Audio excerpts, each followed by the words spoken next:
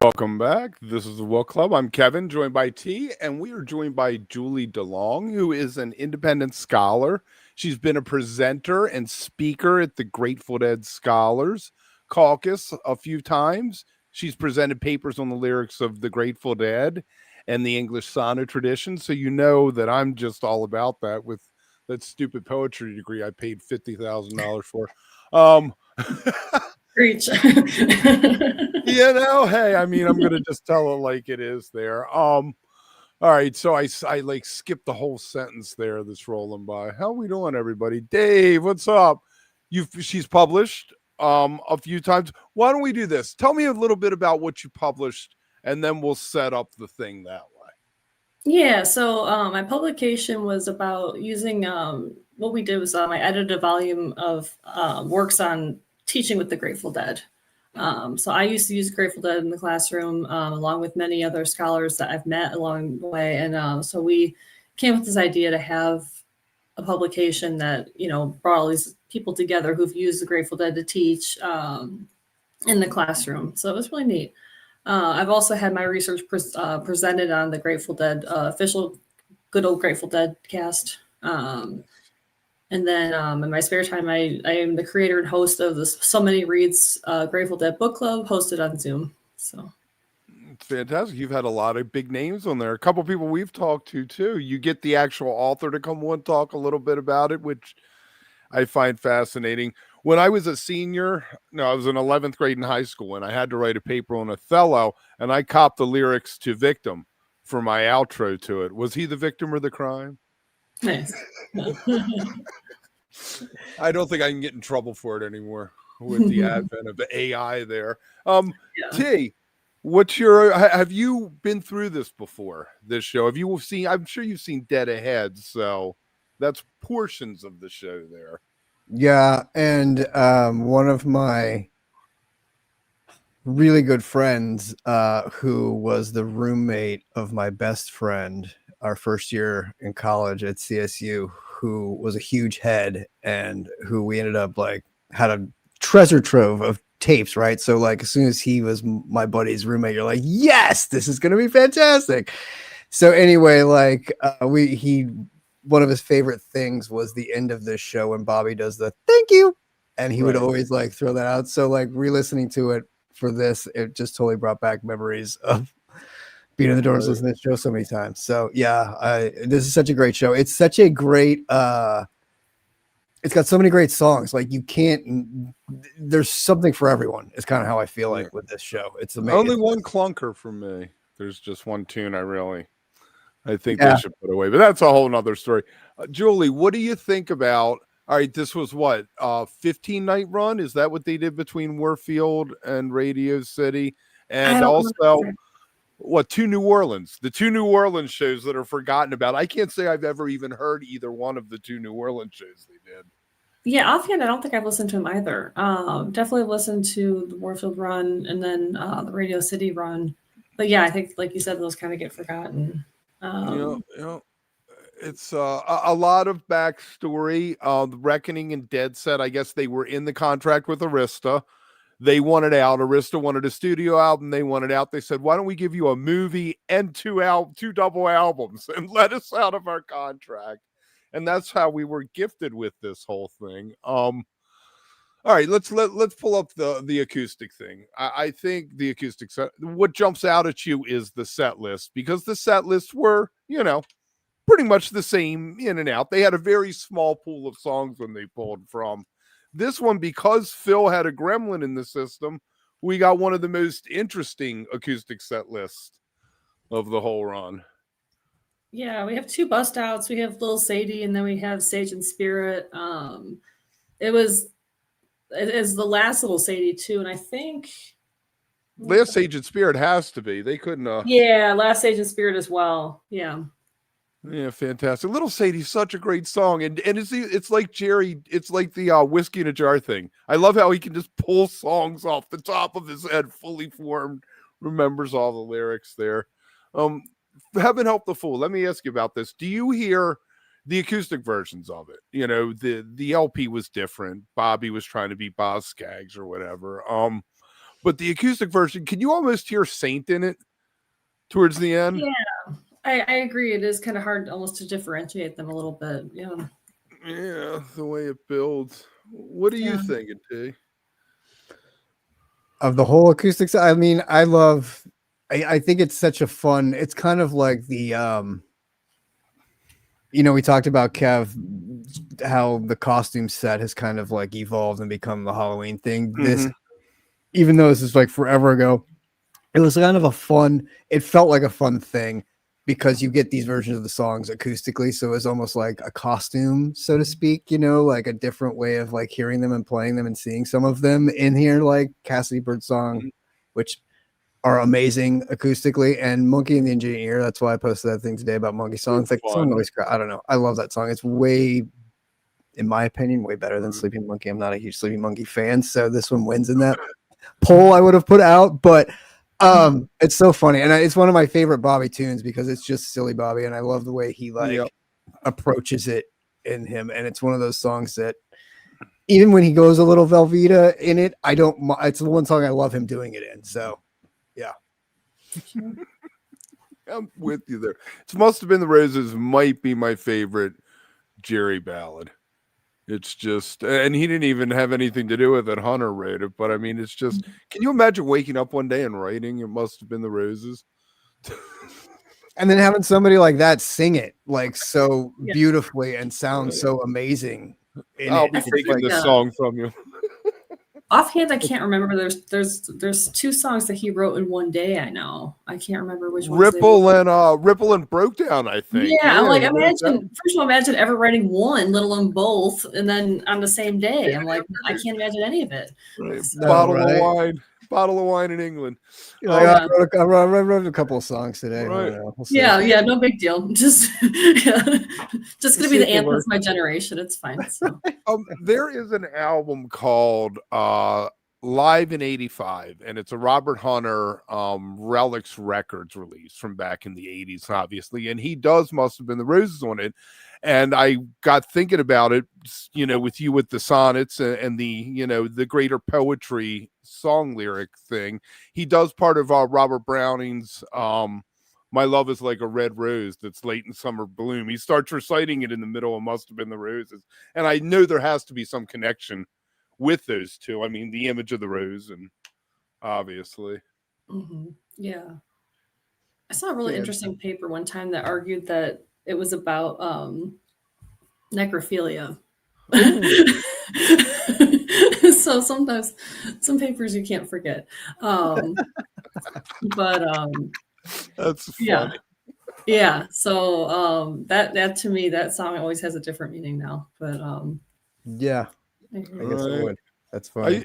I used to have a Must Have Been the Doses shirt. Nice. I thought I was funny when I was 19, walking around with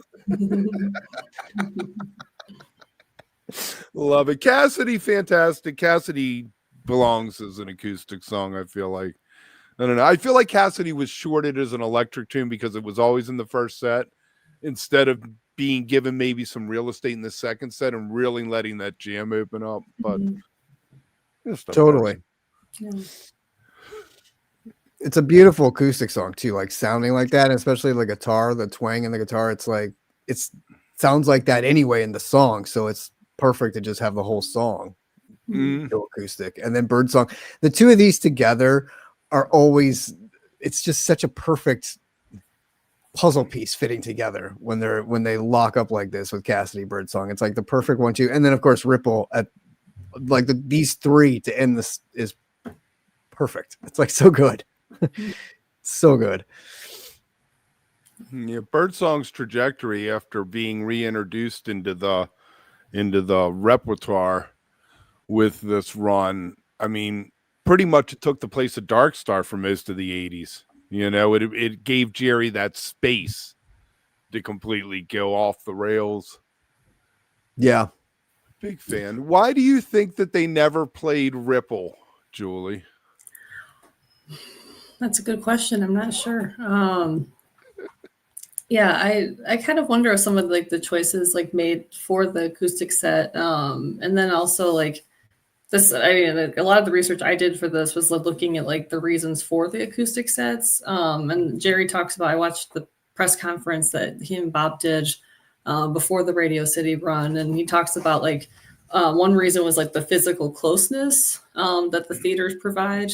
I mean, they intentionally chose a run at the theaters that were very small. I mean, Radio City only holds like 6,000 people compared to the arenas they were playing at that time in 1980. So it provided them like a physical closeness. So like acoustic sets just made sense in those venues.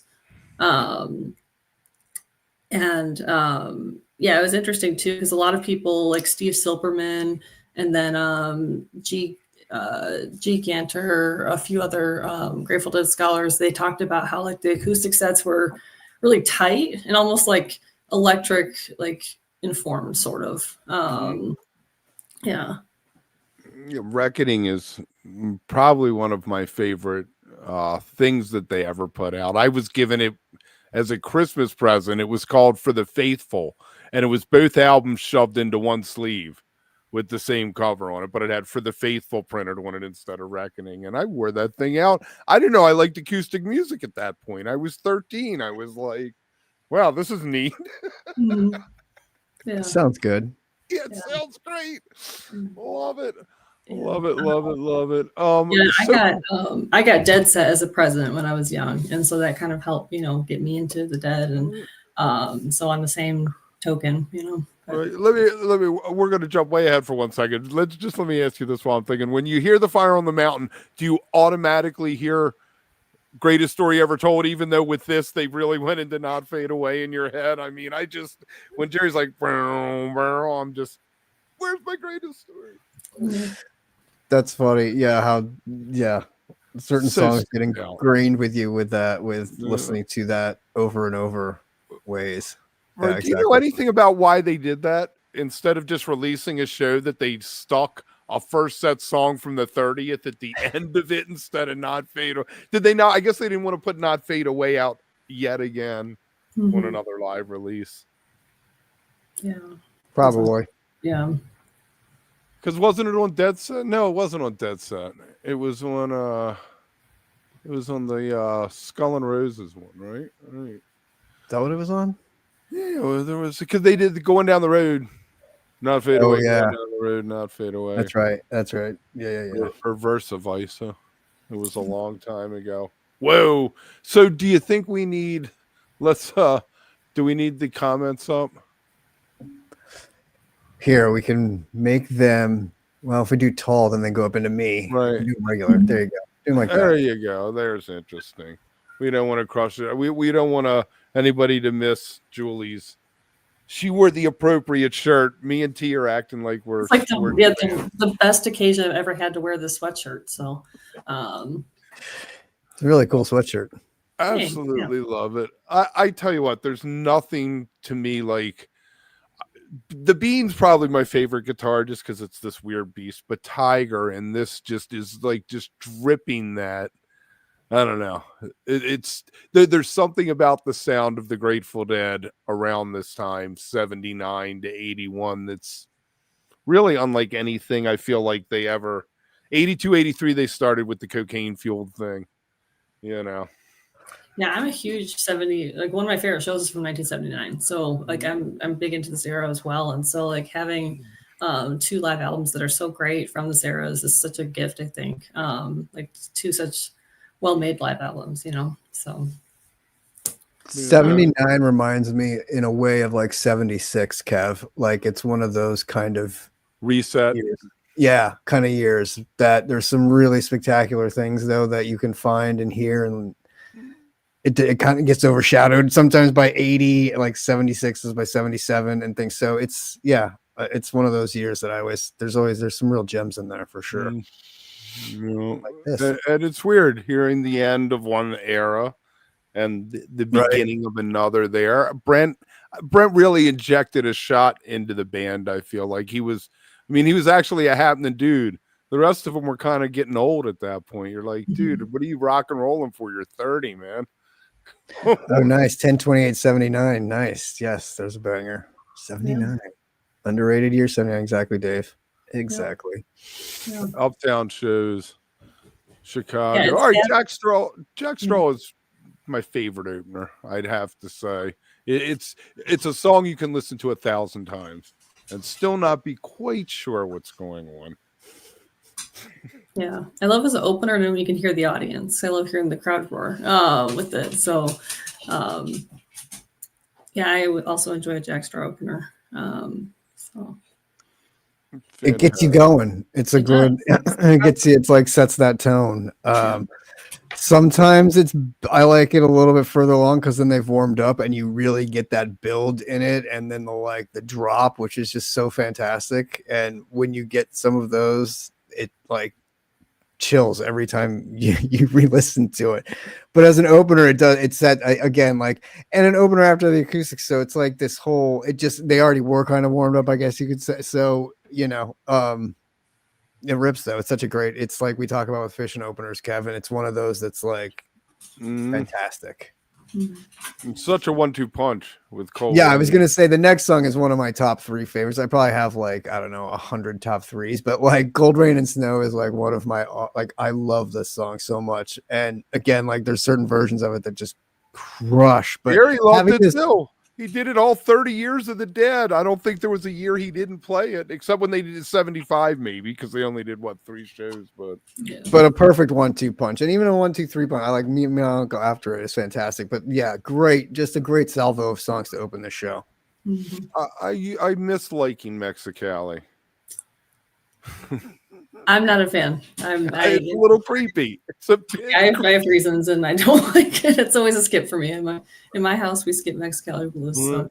It's The just way it was- like, I get it, but it's such a great, like, it just reminds me of like an old timey like cowboy like song. Like it just it has that vibe, and I just ignore everything in it like that, and just kind of like dig tune the out fact the that lyrics. yeah, right, and just kind of dig the little like the little. It's Polka just time?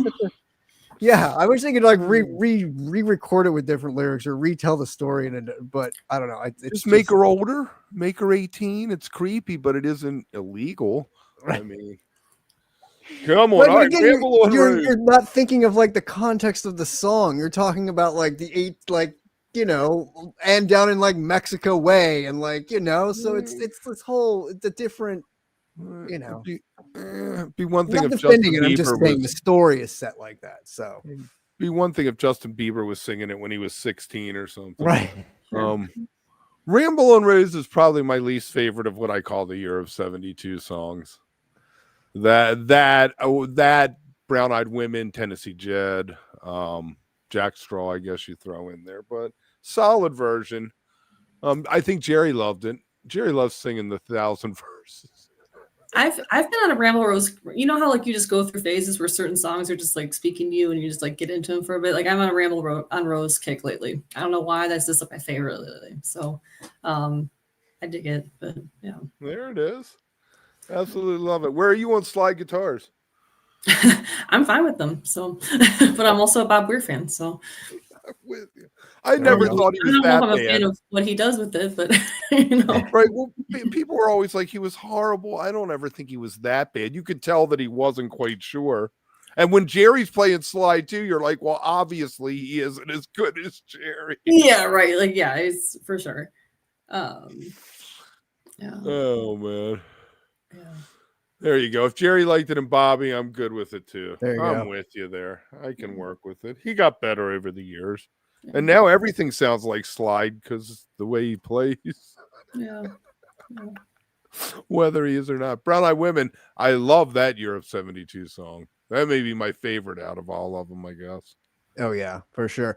It's also fun getting Ramble On and Brown Eyed Women. Like those 2 songs to me are like always so similar in just kind of them. And so it's fun to get both of those, kind of like getting the Cassidy Bird song in the first. Like it's those 2 in the same set. It's weird. It's like, it's just, I don't know. They kind of just fit together. It's one of those things. It's like getting like MoMA and like Funky Bitch and like those songs that kind of just always feel like they're the same in the same set. And you're like, yeah, this makes sense because this song goes with this. Or like Steam and Sand in the same show. That's how I feel about these 2. Like they just make sense. And having the rooster in between it kind of was a nice breakup, in between, and Bobby doing his thing. So Yeah, it was this first set just kills though. It's like it's so great. It's like a storytelling first set, right? Like you have the story in Jack Straw, you have the Cold Rain of Snow, me and my uncle Mexicali. Like they're all like these great story Americana songs that are just it's so wonderful. It's so great. And the fact that it's a Halloween show is like bonus. So lyrics are sorely lacking in today's jam band world. I'll just say that. We need a Robert Hunter to come. So that's my biggest theory. I don't know, not to severely go off track, but that's my biggest theory with Goose is they needed a Robert Hunter. So yeah, definitely. I mean, it's so having an outside writer. I think it's somebody who is a quote unquote professional. After a fact, they're spending 12 hours writing a verse while you're spending your 12 hours coming up with the music, and instead of spending 6 minutes writing the verse because you're like, hey, this riff's great, let's throw some dumb words on it. I think there are a lot of musicians who can do both, but I just think I don't know. I think sometimes it just it's nice, and it's nice to have somebody to look at what you do too. I think a lot of the problem with what Trey does these days is no one says, dude, are you sure about that? Too insulated. Too many yes people. They're like, that sounds great, boss. That's great. Yeah, you should record that. Right. Trey's like, look, I wrote 2 songs in one day. And you're like, yeah, but those aren't like Ripple and Brokedown, man. Yeah, right. Exactly. Yeah. You need to go to England. And I agree. William Panic has some cool lyrics. I like Panic's lyrics. Panic does have some good lyrics. He's always about nipple paper, cut things to the next level. Exactly. Yeah. I got to fill in on volume real quick. JJF want to ask Julie if you saw Garcia live. No. Mike Jam 96 says I was not born when the Dead started playing, but I'm learning through it all. And then Bungle's there too, Kevin. He says, hey, Bungle, what's up? My man Bungle. Looks like Rain definitely should live in the first set. It's one of the few songs that could have ended up in either place. In their career, a lot of songs kind of just stayed one or the other, but I really like it into Deal more than saying a second set into Terrapin. Totally agree with you on everything with that. It's a total first set song. I hate it in the second set because it always feels like that Trey Set Killer song where it's just like, and you're like, oh, Bobby, come on. Like, I don't need the Street Cats making love. And like, second set, Bobby. You're killing me. Keeping the first set where it's done, it's out of the way, it's over. And going into Deal is like the best closer. Like we talk about those songs, Kev, that leave you like wanting more or like in the mood of like, all right, that like intermission, sweet. What's like next? Deal just like such a like you're just grooving. And when Jerry puts like a little extra mustard on some of it, sometimes like this one where he's like burn off both your little ears, you're like, yeah, he's feeling it. Like it just adds that magic to it. So it's like it's awesome. It's great. I always found it fascinating if you throw on an 80 Jerry Garcia band show and it has a Deal on it, it's like 17 minutes long. But the Dead ones were always like 7 minutes, like they were out of there. There's a theory that Deal was one of his favorite songs to play. I don't know if it's true or not. I mean, he never went on record to be like, oh yeah, that is. I've read that from a few places that was one of his favorite songs to play. So that would make sense for the extended ones when he was doing his own thing, but I'm not sure. I mean, again, I feel like you can feel that sometimes, though. He really leans into some of the lyrics sometimes, or the jam in it. And I think it just like it has a little bit extra Jerry kick in it sometimes. And I think that totally makes sense that when he did it solo, he could like stretch it out a little and do his thing with it and have more fun with it and really take it places. And then that probably also helped, like we talk about when, with Fish, when they do like the long jams and then they can come in and condense a jam into 8 minutes because they played it so many times long or extended and gone to those places, you kind of know where, okay, I can make it a shorter one. So like practiced it long and then was able to like, always have it in that 8 minute range with the Dead, which worked because he could shred it on his own outside of it and knew where to do it at. So love that closer though, man. Great first set. Just a great first set. Yeah. And I think a lot of people weren't sure. I mean, I think once this tour started rolling, people realized like, okay, we're going to get an acoustic set with 2 electric sets, but there was kind of like some, I don't know, like not concern, but I think people were like, weren't sure if they were going to do 2 full electric sets after the acoustic. So I think the fact that they did do both is pretty cool. And again, once the tour started rolling, people probably figured the next night would be the same, but it would have been initially kind of like not a novel thing, but pretty exciting. Like, we get 2 electric sets and an acoustic. So Total they bonus. kinda- Yeah, it's like the total bonus. That's awesome. Because you'd feel kind of like an acoustic set and then an electric set. You're like, yeah, it's fun, but I kind of want like my show. You- Like, I you want to end see up the dead with- like a Jed, you know. You end up with one of those sets they would do where they do like 4 first song sets and then like 4 second song sets as a 2-hour set kind of thing, like they did at Golden Gate when Bill Graham died. They played, up through Wang Dang Doodle. The first 3 or 4 songs were all first set ones, and then you end up in the second set. And speaking of second sets, if you're watching this over on the YouTube, make sure you like and subscribe. You should head over to Volume though and be checking us out on Volume. Saturday coming up, I'm sitting down with Mike Ayers, author of Sharon in the Groove, live at the 8x10 pre-Billy Strings at the Royal Farms Arena, whatever bogus name it has now. So make sure you stop by. It's free.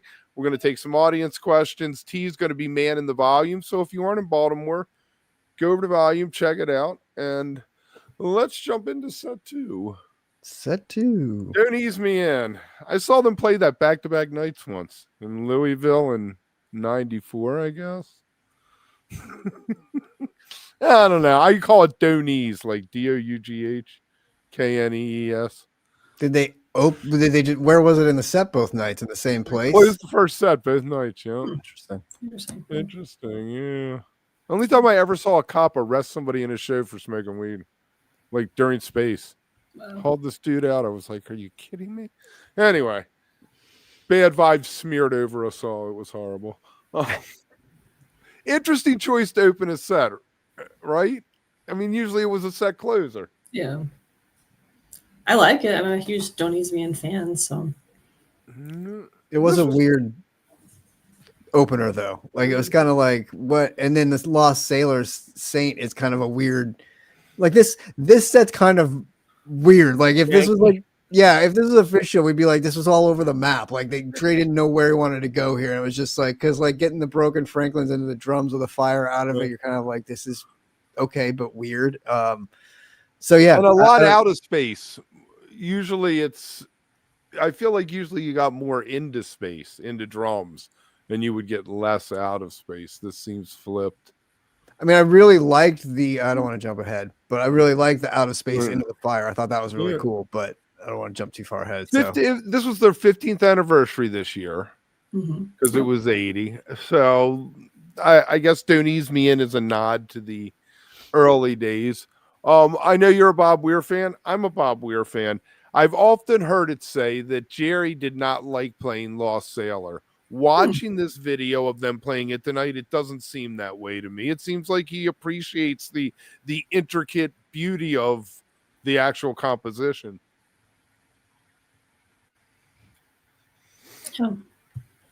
Yeah, I never heard that before, but I wonder if it's true. Yeah. I wonder if it is true. Kind of like Jerry knew it was about him being a lost sailor. Yeah. Like it was Bobby waving his finger. Kind of like Victim. Didn't it always feel like Victim? That one's a little more on the nose.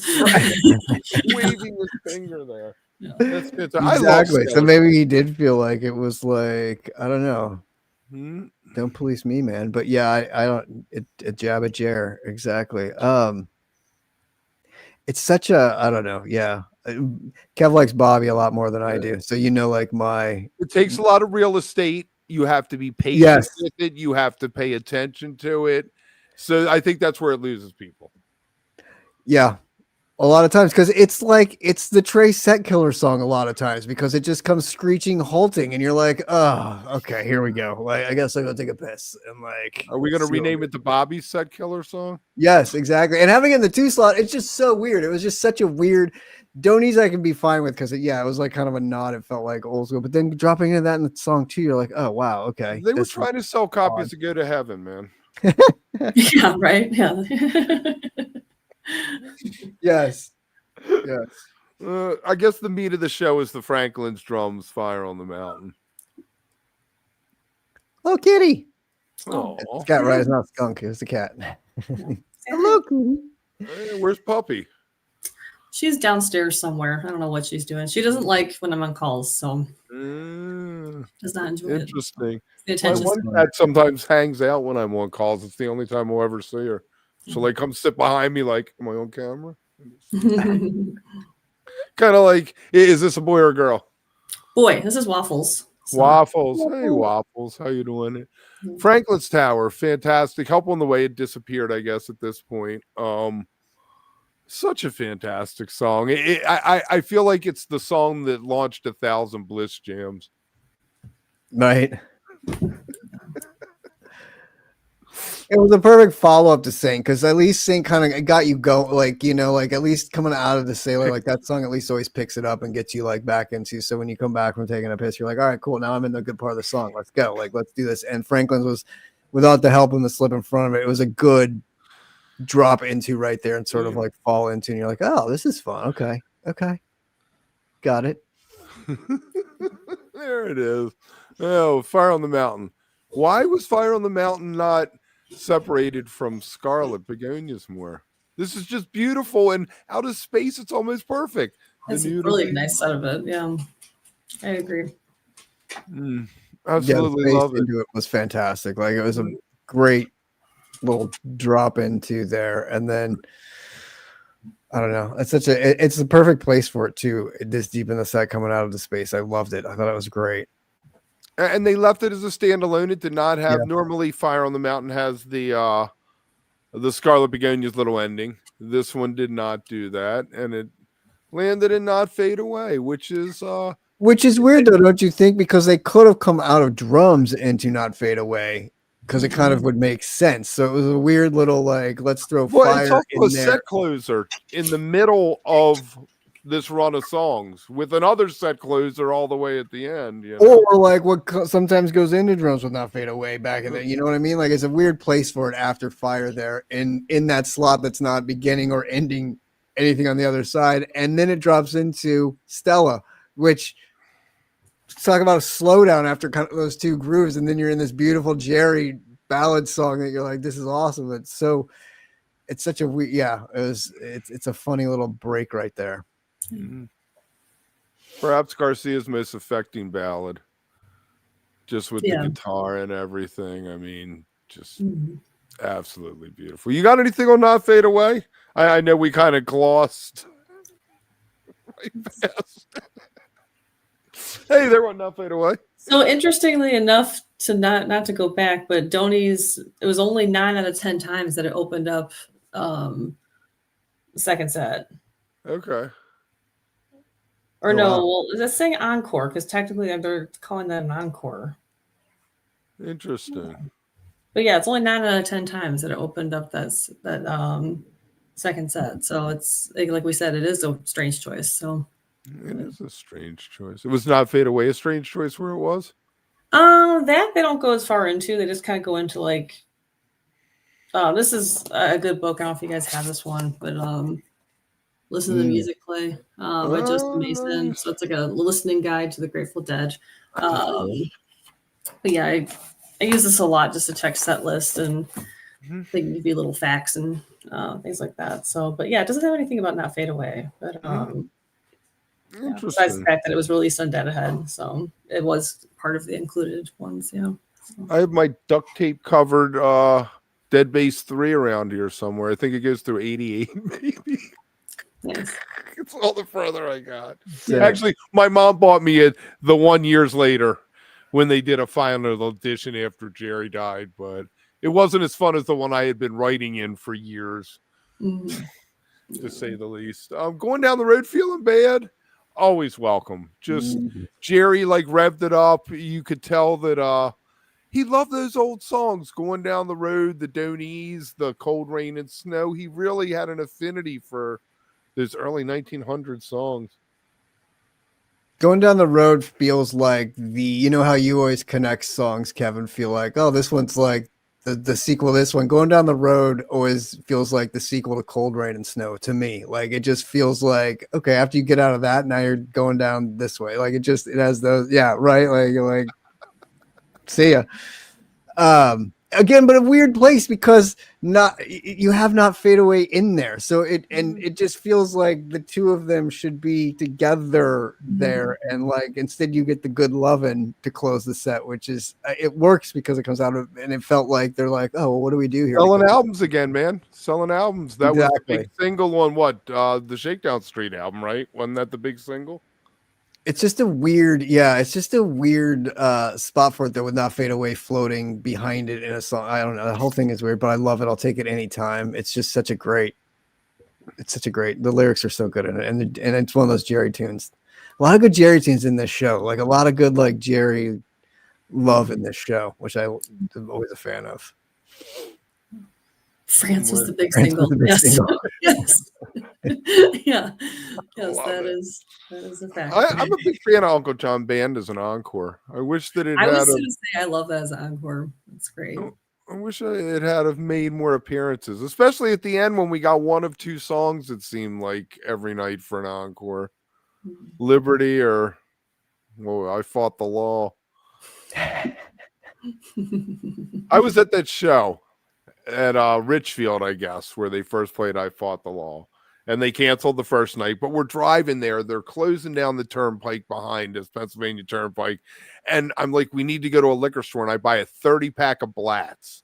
And everyone's laughing at me that I bought the 30-pack of Blatz. 4 a.m. when everyone's still raging because they had canceled the show. I was like, I got 30-pack of Blatz. And I was... Who's laughing now? Who's laughing? Exactly. Yeah, you're the hero now. Yeah. Exactly. Everyone's partying now. I mean, do you think there was a weird move to end that set on Good Lovin' with that show? It was a big rock and roll tune. That's what Bobby did. It was Halloween. It was fun. You don't have to think much about it. It leaves them wanting more. T and I always say that a good set at the end leaves you wanting more. It's the end of the run too. So yeah, and they were selling records, man. I tell you what, Clive was like, dudes, let's move some units here. Let's move some units. Right. Bobby, I like it. And you could tell his energy was up, and he definitely loved it because, again, like his little thank you at the end is it cracks me up every time I hear it. Fun show though. What a really fun show, really fun Halloween show. I love all the comedy. Did you guys watch all that? Yes. Yeah. Oh, it's fantastic. Yeah. That was my first time I saw Al Franken. I was probably 12 years old. Watched it in the big screen store in the mall on a laser disc. Remember laser discs? Oh yeah. They were running the movie, and I sat there enthralled for like an hour and a half while my mom shopped. And but yeah, the comedy bits always stuck out in my head there. The taping, they had the one guy was dressed up like Kissinger trying to sneak in the gear. So they actually got threatened with that one with lawsuits, or not with lawsuits, but they had like these like scary like lawyer types come down and like kind of like impress upon them a little bit. Yeah, Lem was telling me about that. The director, but yeah, they came by and they tried to shut down the sketch and didn't end up happening. But yeah, there was a little bit of heat with that. So absolutely love it. Absolutely love it. It's I feel like it's a much better film because this is all we got until '89 when they did that. Remember that thing where they rented out an arena and they played with each other?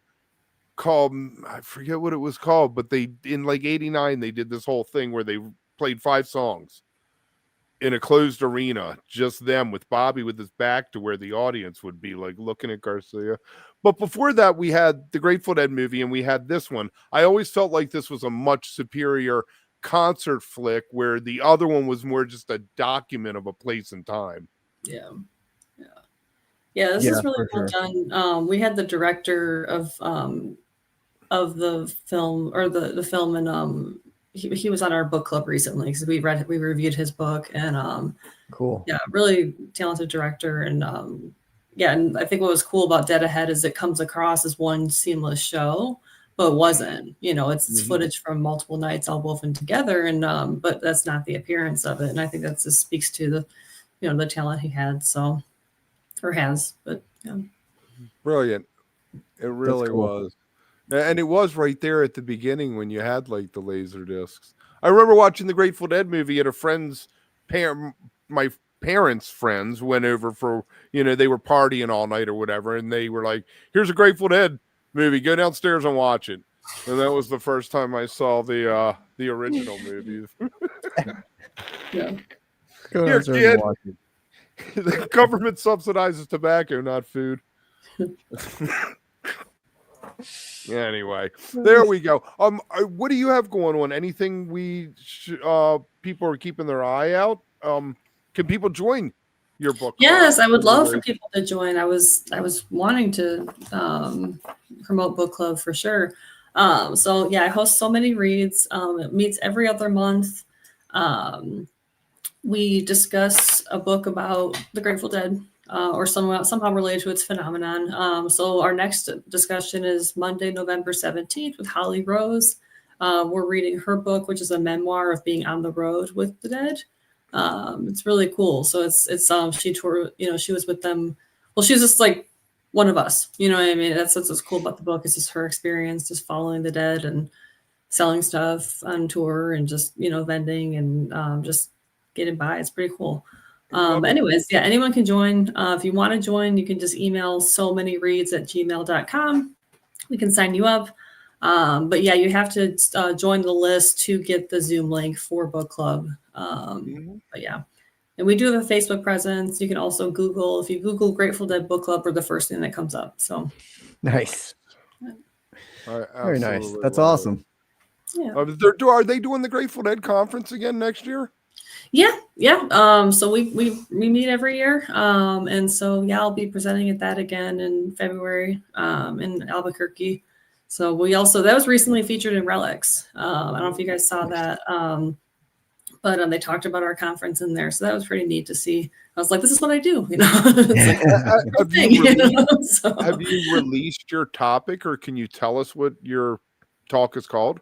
I haven't really titled it formally yet, but it's going to be about the Hell in a Bucket video in camp. It's like camp theory. And so Len, who directed the video, who was on book club last time, he's going to talk to me a little bit about it, and he has a whole chapter in his book about the video. So it was kind of something I had thinking about for a long time, and then I ended up meeting him and reading his book, and I was like, wow, he's the guy who directed this video. I'm like, this is perfect. So yeah, it should be fun. I always felt like Start Your Engines was the dark side of Hell in a Bucket. Yeah. Lyrically, there's no love, there's no winking and nodding, it's cool. This is dark. This is a very dark place. I love that song so much, and I hate that it disappeared. I guess from what I've heard, some people in the band were like, dude, that's a little much. Yeah, wasn't well received, but they tried to record it. There's a studio version of it when that what was that huge thing called? Was it called So Many Roads? With like the cloth cover it had on it, the tan cover, some box set. Oh, yeah, and it had all like the Days Between and So Many Lazy River Road, the studio version, Eternity. Yeah, I wish they had done that last album. That last album would have been the one. I think that Garcia and Hunter had entered a third stage of their writing with Days Between, and that it was just would have been interesting. Yeah. I'm a huge Days Between enthusiast. I love it. I am. I absolutely love it. I caught one with Dead and Company. They did Milestone Days Between at Virginia. That last tour Dead and Company did, and I feel like it's the one song that I'm okay, Bobby, you can have that, because Bobby really has owned it. I mean, Garcia sang it a handful of times. Mm-hmm. It was 93 maybe is when it popped. I can't remember exactly. I think it's something like that. So yeah. So Bobby is saying it way more times. Bobby probably sang all Garcia's songs way more time than Jerry. Yeah, by now. Are you kidding? Yeah. Yeah, for sure. All right, so dumb rumor time. I read somewhere that Bobby had 3 teeth out, and that's why there's no Wolf Brothers fall tour. Wow. I don't know. I didn't hear about that. Which makes sense. Yeah. Sure, why not? All right, so you have not heard that either. I need to stop. I have not heard that. Yeah, I mean, not that. Yeah, I haven't heard. Get off Reddit. Kev's getting that rumor out there. Damn it, he's pushing it. We're doing a video tomorrow on it. Look for it soon. All All right. Bobby Keith. If you're on Volume Friday, we're trying something new. We're going to have a little bit of an interview segment. T and I are going to be joined by Amanda, your PhDJ. And going forward, we're going to try the three of us with an interview segment and make an actual morning show. Then we'll take it to CBS or something, and maybe they'll stick us one every morning. We'll see.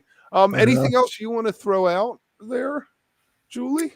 I don't think so. Just would love to see people join book club if they're interested. And yeah, we will put the so many reads at Gmail. We'll stick that down in the description on YouTube. Anybody on Volume, just find me over on Blue Sky or send us a message. We do have a Facebook Wook Plus, but I'm the only one who ever goes in there, and I don't go over often. I only go over to make sure that all my high school friends are still racist. Anyway, it didn't work the first time, and it didn't work the second time. They still are. That's why. Yeah. Just fell flat. All right, T, are we good? I think so. Tomorrow night we got Live Halloween edition, right? Oh, we got Ryan O'Connell from Giddy Up America coming on with us. He wrote a thing today about the 5 best early jam band live albums. There's a Dave Matthews, a widespread one there. And I was like, we should talk about that. And he has opinions about everything. So it should be fun. There you go. And then Saturday, join me, Billy Strings. I know Kev interviewing Mike, or at least watch it on Volume with me and ask questions. It'll be a lot of fun. It's going to be cool. I'm going to put T and Mike in contact with each other since I don't have self-service.